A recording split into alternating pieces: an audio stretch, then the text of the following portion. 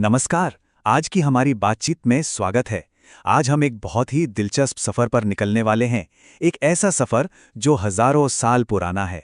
हम खोज करेंगे उस अटूट धागे की जो आयुर्वेद की प्राचीन ज्ञान परंपरा को आज के मॉडर्न साइंस और रिसर्च से जोड़ता है। हम सब ने ये शब्द सुना है, एविडेंस बेस्ड मेडिसिन, मतलब सबूतों पर आधारित चिकित्सा। पर क्या कभी ये सोचा है कि सबूतों की ये कहानी, ये एविडेंस को इकट्ठा करने का सिलसिला आखिर शुरू कहां से हुआ था? यही सवाल हमारी आज की पूरी बातचीत का केंद्र है। तो तैयार हो जाइए हमारे साथ इस सफर के लिए। हम चलेंगे प्राचीन संहिताओं के पन्नों से लेकर आज की हाईटेक लैब्स तक और देखेंगे कि कैसे ज्ञान की खोज करने की जो इंसानी फितरत है, उसने इन दो अलग अलग दिखने वाली दुनियाओं को एक ही धागे में पिरोया हुआ है। ठीक है, तो चलिए शुरू करते हैं वहां से जो हम सबको पता है। आज की मॉडर्न रिसर्च का ढांचा क्या है, इसका ब्लूप्रिंट कैसा है और इसका वो क्या है जिसे हम गोल्ड स्टैंडर्ड कहते हैं। मॉडर्न क्लिनिकल रिसर्च की चोटी पर बैठा है रैंडमाइज्ड कंट्रोल ट्रायल यानी आरसीटी। अब ये है क्या? बहुत आसान है। इसमें मरीजों को बिना किसी भेदभाव के रैंडम तरीके से दो ग्रुप में बांट दिया जाता है।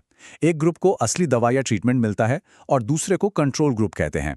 ऐसा इसलिए करते हैं ताकि किसी भी तरह के पक्षपात, मतलब बायस की कोई गुंजाइश ना रहे और जो नतीजे मिले वो एकदम खरे हों। लेकिन सवाल यह है कि हम यहां तक, मतलब इस आरसीटी तक पहुंचे कैसे? ये कोई एक दिन में तो हुआ नहीं होगा।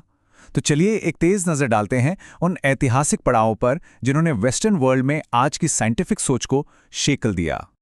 देखिए, इसकी जड़ें जाती हैं एंशिएंट ग्रीस तक, जहां हिपोक्रेट्स ने मरीजों को सिस्टमैटिकली देखना समझना शुरू किया। फिर आई 17वीं सदी की वैज्ञानिक क्रांति, जहां प्रयोगों पर, मतलब एक्सपेरिमेंटेशन पर जोर दिया गया। 19वीं सदी में मेडिकल स्टैटिस्टिक्स का जन्म हुआ और फिर जाके 20वीं सदी में आरसीटी का विकास हुआ, जिसे आज हम जानते हैं। एक सीधी सादी तरक्की की कहानी लगती है ना? पर रुकिए, कहानी सिर्फ इतनी ही नहीं है। अब आता है एक बहुत ही दिलचस्प मोड़। चलिए अब अपनी नज़र पश्चिम से घुमाकर प्राचीन भारत की तरफ लाते हैं, जहां रिसर्च और एविडेंस की एक बहुत ही गहरी और पुरानी परंपरा पहले से ही मौजूद थी। जरा इस बात पर गौर कीजिए। ये किसी मॉडर्न साइंटिस्ट ने नहीं, बल्कि हजारों साल पहले आचार्य चरक ने कहा था, सर्व प्रमाणेभ्यो हि प्रत्यक्षम प्रवरम।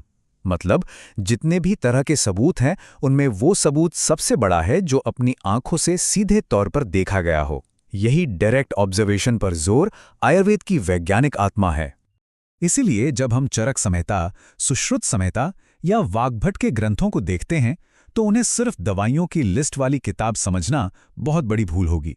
ये ग्रंथ असल में अपने समय के डिटेल्ड रिसर्च पेपर्स हैं। इनमें बीमारियों का क्लासिफिकेशन है, जड़ी बूटियों का ऑब्जर्वेशन है और ट्रीटमेंट के नतीजों का एक सिस्टमैटिक कलेक्शन है। तो अगला सवाल ये उठता है कि अच्छा, ये आयुर्वेदिक आचार्य रिसर्च करते कैसे थे? उनका मेथड क्या था? चलिए अब इसे थोड़ा प्रैक्टिकल तरीके से समझते हैं। बस एक पल के लिए अपनी आंखों के सामने एक सीन लाइए। एक सभा हो रही है जिसे समभाषा परिषद कहा जाता था। आचार्य चरक वहां बैठे हैं और अपने साथी वैद्यों के साथ किसी नई जड़ी बूटी के गुणों पर बहस कर रहे हैं। वो सिर्फ पुरानी किताबों का हवाला नहीं दे रहे, बल्कि अपने डायरेक्ट एक्सपीरियंस, अपने लॉलिक और उस औषधि के इस्तेमाल से मिले नतीजों के आधार पर बात कर रहे हैं। ये और क्या था? ये उस जमाने का पीयर रिव्यू ही तो था। और ये सब कुछ एक तय फ्रेमवर्क के तहत होता था, जिसे प्रमाण कहते हैं। इसमें सबसे पहला था प्रत्यक्ष, यानी जो आंखों से देखा। फिर अनुमान, यानी जो देखा उसके आधार पर लॉजिकल नतीजा निकालना। तीसरा आप्तोपदेश, यानी जो ग्रंथों में लिखा है और जो गुरुओं से सीखा है। और चौथा, जो सबसे अहम है, वो है युक्ति, मतलब अपनी बुद्धि और योजना से इन सारे ज्ञान को मिलाकर एक सफल इलाज की प्लानिंग करना।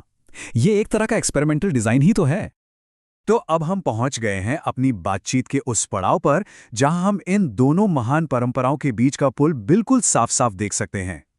देखिए, आयुर्वेदिक अप्रोच किसी एक चीज को नहीं, बल्कि पूरे शरीर, मन और उसके माहौल को एक साथ देखती है, जिसे हम होलिस्टिक ऑब्जर्वेशन कहते हैं। दूसरी तरफ मॉडर्न रिसर्च कंट्रोल किए हुए माहौल में किसी एक चीज का असर एक बड़ी आबादी पर देखती है। रास्ते अलग अलग लग सकते हैं, पर मंजिल एक ही है, ज्ञान हासिल करना और तकलीफ दूर करना। और ये स्लाइड तो कमाल ही कर देती है। देखिए कि कैसे आयुर्वेद का प्रत्यक्ष प्रमाण आज का क्लिनिकल ऑब्जर्वेशन और डेटा कलेक्शन है। अनुमान प्रमाण आज की हाइपोथेसिस बनाने जैसा है। आप तो अब देश की तुलना हम आज के पीयर रिव्यूड लिटरेचर से कर सकते हैं, और युक्ति की योजना तो सीधे सीधे मॉडर्न एक्सपेरिमेंटल डिजाइन की आत्मा है। ये कनेक्शन समझना एग्जाम्स और प्रैक्टिस दोनों के लिए बेहद जरूरी है। तो चलिए अब अपनी बातचीत को समेटते हैं और समझते हैं कि ये जो विरासत हमें मिली है, ये आने वाले समय के चिकित्सकों के लिए क्या मायने रखती है। ये कोई छोटी बात नहीं है।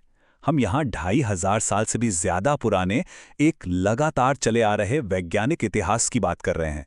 संहिताओं से जो यात्रा शुरू हुई थी, वो आज की आधुनिक लैब्स तक बिना रुके लगातार जारी है।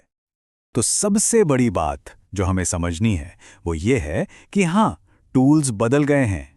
जहां पहले नाड़ी परीक्षा थी, आज वहां एमआरआई मशीनें हैं।